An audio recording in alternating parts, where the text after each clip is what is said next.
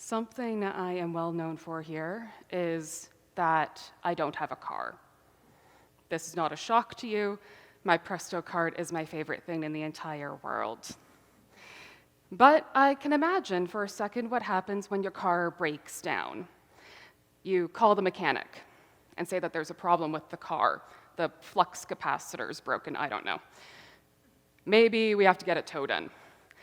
The mechanic will look at the parts carefully on this car and bash and bang and clang and weld and throw things out and toss things in, and then call you and say, "It's fixed, here's the total, come pick it up and take it home." No one worries if the car needs anything. No one's worried about the car's feelings. This is not a Pixar movie, they are inanimate objects. I am not worried one iota about whether the car is scared, or tired, or angry, or wants to go home, or doesn't like being bashed and banged and clanged and welded. This metaphor, this image had been with me for 12 straight weeks as I worked with the Scarborough Health Network as a spiritual care intern. The staff, to make it clear, approached each patient with as much care and compassion as they could, across the board, whether you were a caretaker, a nurse, a surgeon, the ER doctor, or the lowly intern. But they were doing it in a larger system that is meant to treat patients like machines, meant for repair, and that in itself has consequences. For 3 months, I would walk the floors of Scarborough General Hospital, the General, as we called it, working directly with patients and their families, and the nurses, and the security guards, and the funeral home ushers, and yes, on occasion, a doctor. This was always something I had in my professional development bucket list. I knew I was going to have it, and I actually enrolled in the degree for this program well before I started at LPCC, so it kind of worked together really beautifully. Pastoral care is something that any minister worth their salt, and I think I could speak on behalf of the clergy, needs to know how to do, the bare minimum. But going there was the difference between knowing how to do first aid and then being taught how to do surgery. And in doing so, I became a better minister. I have one photo from my time there. As you imagine, I'm not walking around documenting all my patients, but this was day one. This is all of the other interns. So it was me and 4 others spread across the General and the Birchmount site. We were learning how to put on isolation gear. We would get the N95 mask fitted later that afternoon. If you want to talk for an hour with an N95, be my guest. It's like talking with an oven mitt in front of your face. Technically, you can do it, but don't recommend it. And of course, the visor, which makes it look like that we're going to go in and do construction. These are that isolation gear we put on for people that are dealing with potential contagious illnesses in the ICU, etc. But generally speaking, it would be us in business casual, wearing a mask and some gloves. I don't know about ESG or many of the other churches here, but at LPCC, we are accountants at heart. We love numbers, we love statistics, we love math. And so, for you, I bring the data. Here are some of my numbers. 400 hours total, which is 200 in the morning in the classroom, and then 202 clinical hours. I needed 200 to pass, so I passed and then went a little bit further. To be fair, I also had the lowest clinical hours, but that's not the point. That's not on my statistics. I was primarily in 3 units. I was in nephrology, which is your kidneys, cardiology, your heart, and transitional care. That's where patients would wait for long-term care if they cannot be at home. They could wait as long as weeks, months. One patient has been there for a year that I knew of, and probably still counting. I have visited approximately 250 people. I'm counting both patients, their family and friends, all of the staff. of 8 different faith traditions, including one Wiccan. I'm noting that for only because I thought it was cool, no other reason whatsoever. And 9 different languages. If you want to be humbled, go into a hospital and realize that you cannot help this person because you only speak English, and they need literally any other language besides English. My youngest patient was 7. My oldest was 104. This is not including the neonatal clinic, of course. There were also some other stats. I attended, in total, 7 code blues. A code blue is when your heart stops. That often happens in the emergency department, sometimes in the ICU, and a code blue announcement goes through the entire hospital, and whoever is a spiritual care person that's on duty runs to there. Because if there's family, you got to deal with the family. And if there's no family, you're dealing with the staff. And if there's staff that need care, you're dealing with that for a while. I dealt with, as you could tell, 11 deaths in total.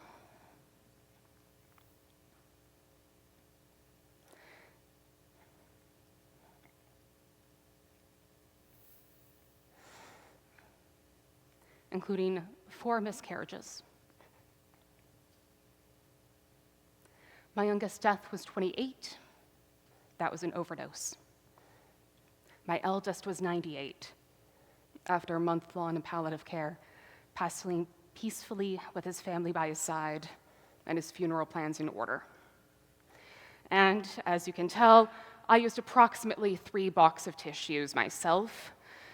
They were the good quality tissues. If you want the good quality ones, you go to the spiritual care office, not the thin ones you can see through. Crying is a part of my ministry. I've accepted it. I move forward with it. We carry on. A typical visit would go something like this. I would either be on the floor to talk with my patients, walking around, seeing who's awake and wants to chat, or I would get a referral from a nurse or a family member or the social worker saying that someone is having a rough day and they need to chat.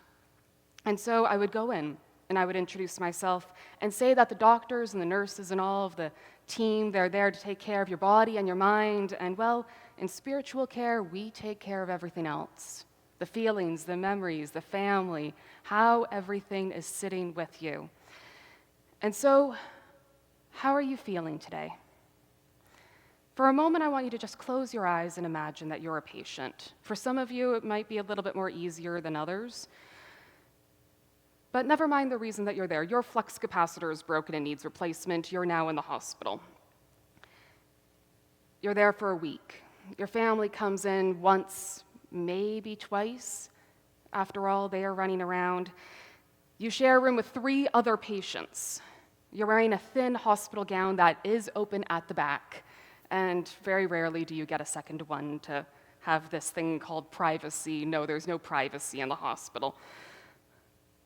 Your hair is a mess because proper showers are a luxury, and you don't get that luxury because you're there with a broken flux capacitor. The only time you talk to people is when they give you food, or they check your medication, or they make sure that you are doing okay and poking and prodding. They maybe help you to the washroom if you can get to the washroom, because it's amazing how quickly that becomes the gold standard that you can walk to the bathroom and use it yourself. You don't know when you can go home, and you know that it's loud, and there's beeps and yelling because your neighbor, the roommate, was admitted at 3 a.m. and doesn't have their hearing aid, and so the TV's on blast. You're tired. And then I come in with my mask and my little lanyard and say, hey, how are you feeling today? What's that emotion that sits with you? For a lot of us, it'll be the big ones, the frustration, the sadness, maybe some confusion. But on top of all of it, a thick layer of loneliness, a loneliness that can only exist when you are surrounded by 300 people and only you know what's going on in your heart of hearts. You can feel so dang alone when everyone is there to take care of the machine and people just don't have time or capacity to take care of you. When your friends and family aren't there because not their fault, life goes on, things come up. Or when the roommate that you're beginning to really hate just won't stop talking, or you see their family and you say, "Where's mine?" And you're worried every time a doctor comes to talk with you that they're judging whether or not you are sane enough to go home, whether you have the capacity to make your decisions. If they are judging you based off whether or not you want certain medication or if you want to go home, in this whole thing, you're dealing with a system that is looking at you like a machine. Hospitals are not built for feelings. There's no room for feelings in the design. This is not always the case. Hospitals are a relatively new invention. For time immemorial, if you were sick, your community took care of you, to varying degrees of success.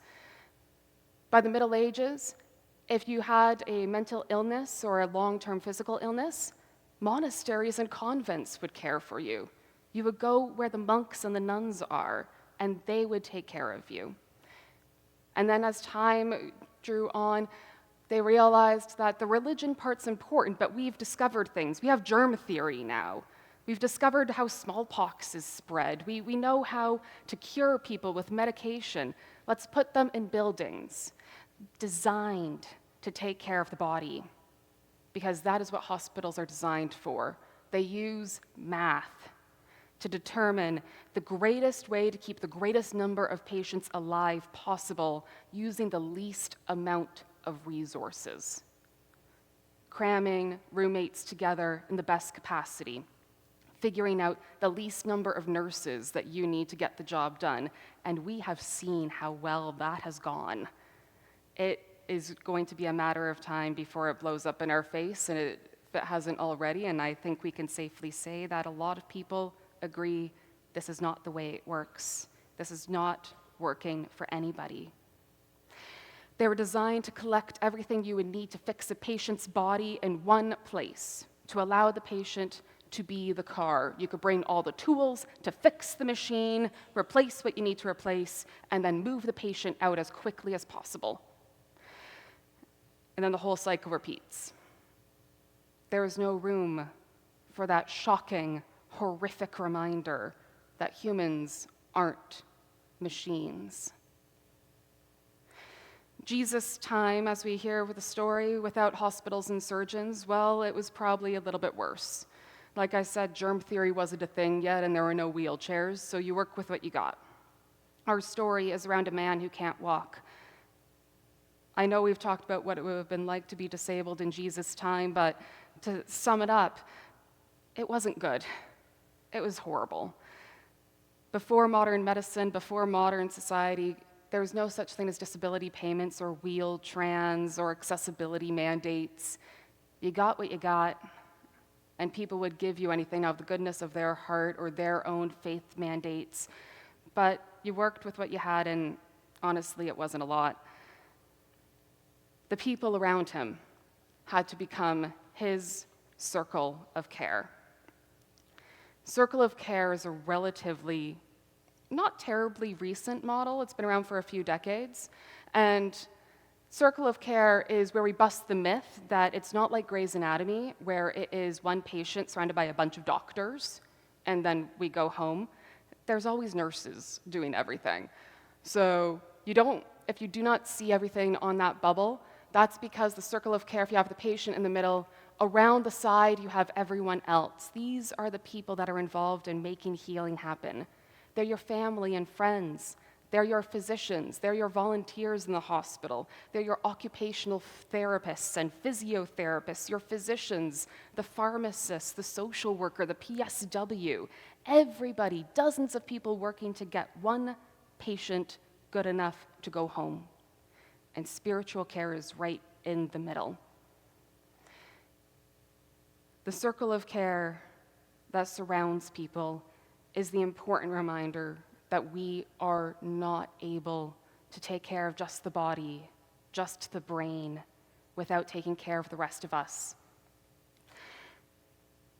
Just as we, specifically me, are not surgeons and should not be trusted with a scalpel, doctors don't have time and experience in knowing how to sit with someone for an hour and get them to open up their own soul. And once they open up their soul, that is when the real healing begins. Patients cry frequently, and they always say they don't know why they're crying, and I don't know how to tell them it's because you're in a hospital. They are never criers. I don't care if you're a crier or not. Cry at the hospital. They share stories of their friends and their family. They share their jobs. They share how they helped create the Canada Post postal code system, you know, the M1P, whatever. I met one of the people that put that together. That is so cool. I met people who spoke multiple languages. They share their love of music and stories, and of course, good old gossip. They share their artwork, sketches done in the hospital, needlepoint done while waiting to be discharged. They share so many photos of all of their children and grandchildren and cats and dogs and the canoe they're working on.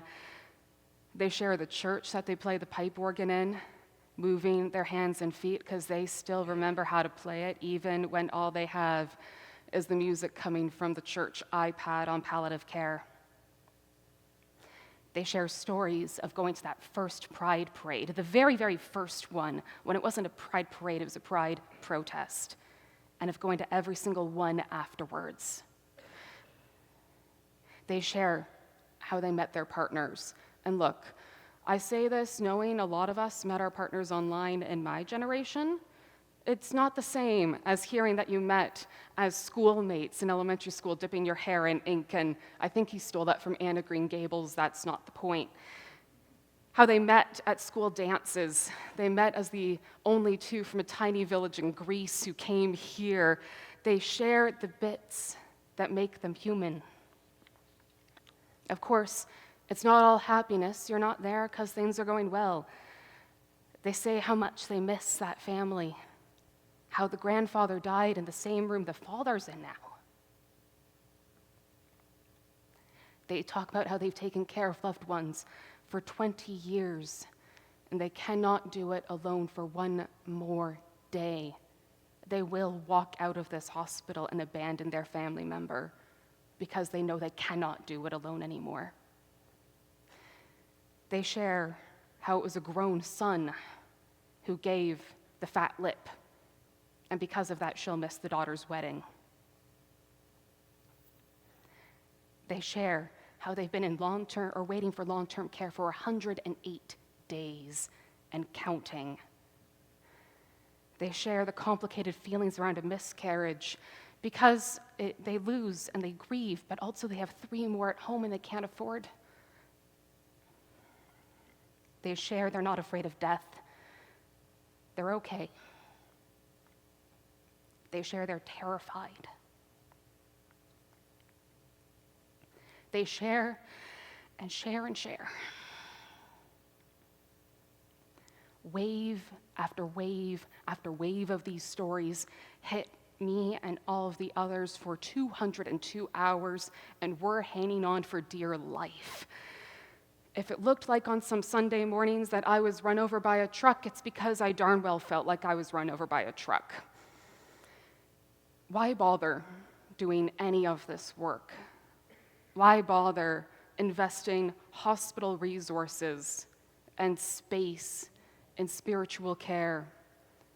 That could have been gone to nurses, a new MRI machine, an extra bed. God knows we need them. Because unlike a car you can leave with the engine pulled apart for a week and put back together and expect minimal impact, we have something that requires tenderness. We have what Jesus would call a soul.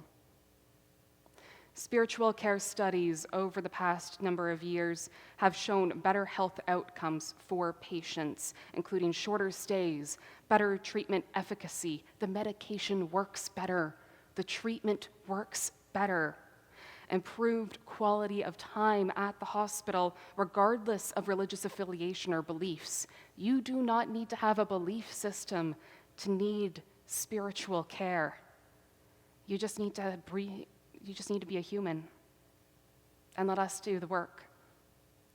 Spiritual care helps people deal with anxiety, anger, grief, complex emotions and family dynamics, and religious and moral codes that may block their care, and simply remind patients that they're human. One patient, towards the end of my time there, I visited her because she had a code blue in her room. That patient recovered and survived, but it triggered a panic attack for her. And they gave her medication, they did what they could. She was still on edge. She was not okay. So I sat with her for an hour, and we just talked. And over that hour, it came out that she's a practicing Catholic, praying the rosary 3 times a day. She's been praying it for decades, so much so that she could do it without the rosary in hand, and she left it at home because she didn't want to lose it. And with this panic attack, she needed something again, anything again. So I said, we have a bunch of rosaries downstairs. They are, and I say this with compassion, what you imagine a dollar store rosary might look like. They're not meant to be beautiful works of art. They're meant to get the job done. And if that doesn't describe Scarborough General, I don't know what does. I brought it up to her, and immediately she started. I left her with that rosary. She came right down. She centered herself. She reminded herself of her humanity. She reminded herself of God's love. I didn't have to do anything. She did it for her. So much so that a week later, I visited a patient in the same room.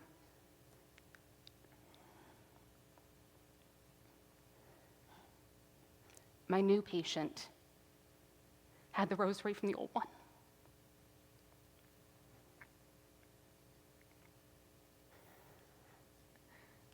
My old patient gave it to my new one and said, take it, use it. You're not alone. When we remind each other of our humanity, we are no longer patients, passive, waiting to be taken care of. We are humans taking care of each other in every capacity.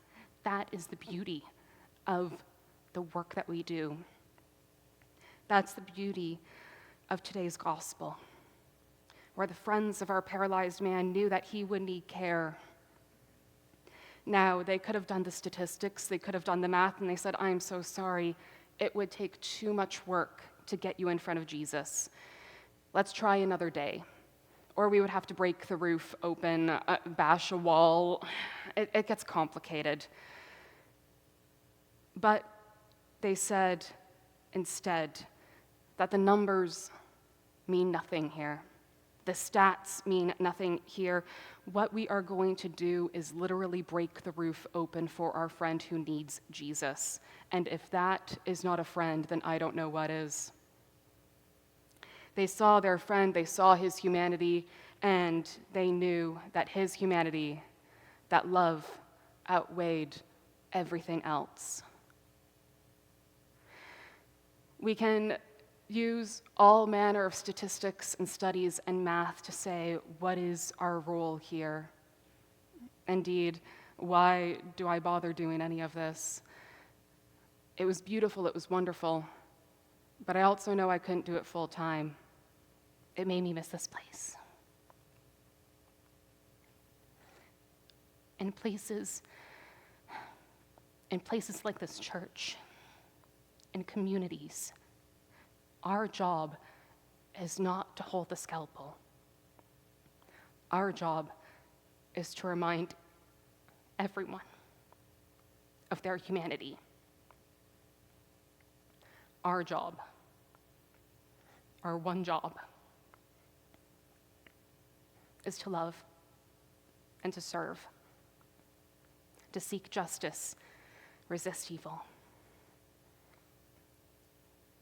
And we have to do that by holding the hand, by breaking the roof open.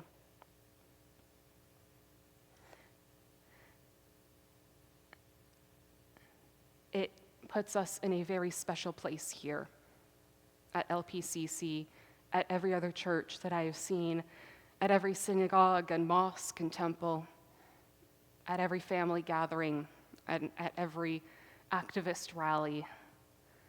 The math will show us how we're going to get it done, the funding that needs to happen, the volunteers that are going to be needed. I'm a realist. We have too many accountants in this building for me to proclaim otherwise. But we have something special, a call, a persistent heartbeat within each and every one of us that says we are here to proclaim that humanity, so that every single time that a patient thinks that they are alone, they know within their heart of hearts that they are cared for and loved. For every homeless person on the street wondering if someone gives a flying fig about them, they know that they are loved. They are humans with dignity and respect. For every refugee coming here with scars in their spirit that will never be healed, they know that there are people breaking a roof open just for them. That is why we do what we do, both in hospitals and in this building. Both take care of the body and the soul. To love and serve others, and to see the humanity, so that Jesus will go to us and say, "Your faith has made you well." Amen.